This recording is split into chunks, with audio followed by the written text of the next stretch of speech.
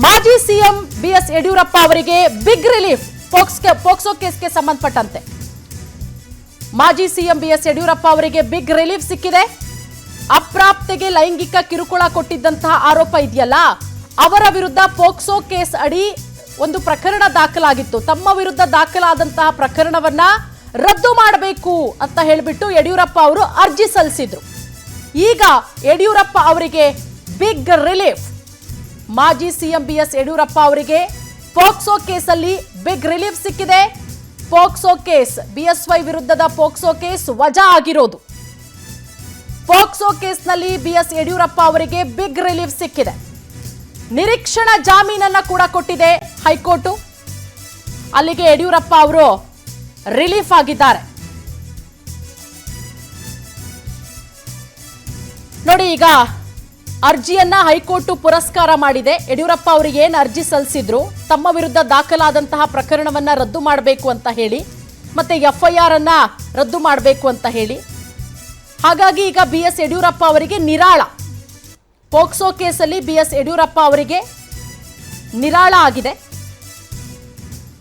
ನಿರೀಕ್ಷಣಾ ಜಾಮೀನು ಕೂಡ ಕೊಟ್ಟಿದೆ ಹೈಕೋರ್ಟ್. ಅವರ ವಿರುದ್ಧ ದಾಖಲಾದಂತಹ ಎಫ್ಐಆರ್ ರದ್ದಾಗಿದೆ. ಈಗ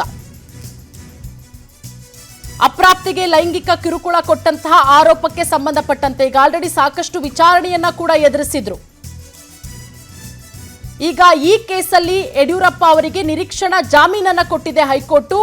ಬಿಎಸ್ವೈ ವಿರುದ್ಧ ಯಾವುದೇ ಕ್ರಮ ತೆಗೆದುಕೊಳ್ಳಂಗಿಲ್ಲ ಅಂತ ಹೇಳಿ ಆದೇಶವನ್ನ ಕೂಡ ಕೊಟ್ಟಿರೋದು.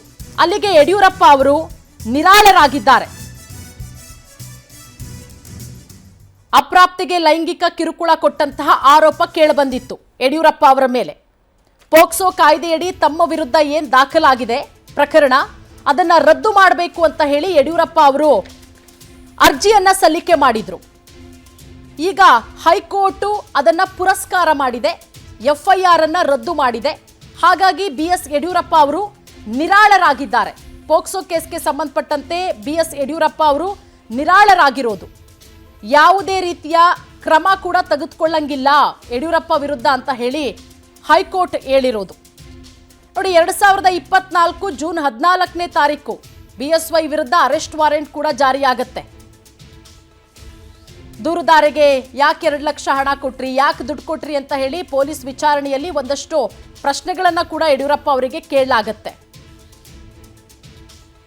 ಎರಡೂ ಕಡೆಯ ವಾದ ಪ್ರತಿವಾದಗಳು ಕೂಡ ಆಗತ್ತೆ. ಅದಾದ್ಮೇಲೆ ಯಡಿಯೂರಪ್ಪ ಅವರು ಹೈಕೋರ್ಟ್ಗೆ ಒಂದು ಅರ್ಜಿಯನ್ನ ಸಲ್ಲಿಸ್ತಾರೆ. ಅವರ ವಿರುದ್ಧ ಏನು ಪೋಕ್ಸೋ ಕಾಯ್ದೆಯಡಿ ಎಫ್ಐಆರ್ ದಾಖಲಾಗುತ್ತಲ್ಲ, ಅದನ್ನ ರದ್ದು ಮಾಡಬೇಕು ಅಂತ ಹೇಳಿ. ಆ ವಿಚಾರಕ್ಕೆ ಸಂಬಂಧಪಟ್ಟಂತೆ ಸುದೀರ್ಘವಾಗಿ ವಾದ ಪ್ರತಿವಾದಗಳನ್ನು ಆಲಿಸಿದಂತಹ ನ್ಯಾಯಮೂರ್ತಿಗಳು ಇವತ್ತಿಗೆ ತೀರ್ಪನ್ನ ಕಾಯ್ದಿರಿಸಿರ್ತಾರೆ. ಈಗ ಆದೇಶ ಕೂಡ ಪ್ರಕಟ ಆಗಿದೆ. ಯಡಿಯೂರಪ್ಪ ವಿರುದ್ಧ ದಾಖಲಾಗಿದ್ದಂತ ಎಫ್ಐಆರ್ ರದ್ದಾಗಿದೆ. ಹಾಗಾಗಿ ಈ ಕೇಸಲ್ಲಿ ಬಿಎಸ್ ಯಡಿಯೂರಪ್ಪ ಅವರು ನಿರಾಳರಾಗಿದ್ದಾರೆ. ದೊಡ್ಡ ಮಟ್ಟದ ರಿಲೀಫ್ ಸಿಕ್ಕಿದೆ ಬಿಎಸ್ ಯಡಿಯೂರಪ್ಪ ಅವರಿಗೆ. ಪೋಕ್ಸೋ ಕೇಸಲ್ಲಿ ಬಿಎಸ್ ಯಡಿಯೂರಪ್ಪ ಅವರಿಗೆ ದೊಡ್ಡ ಮಟ್ಟದ ರಿಲೀಫ್ ಸಿಕ್ಕಿರೋದು. ಪೋಕ್ಸೋ ಕೇಸಲ್ಲಿ ಯಡಿಯೂರಪ್ಪ ಅವರಿಗೆ ದೊಡ್ಡ ಮಟ್ಟದ ರಿಲೀಫು, ನಿರೀಕ್ಷಣಾ ಜಾಮೀನನ್ನ ಕೊಟ್ಟಿದೆ ಹೈಕೋರ್ಟ್.